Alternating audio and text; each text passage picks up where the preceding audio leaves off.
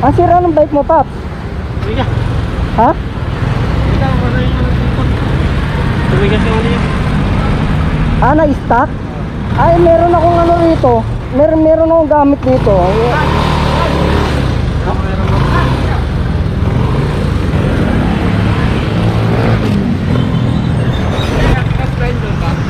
Ito, sir, oh.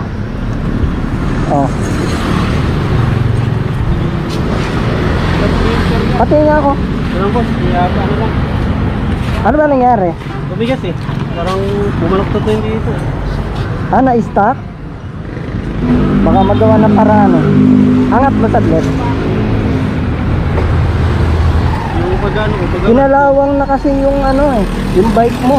Ayan oh, puro kalawang na yung kadena, tsaka yung bracket.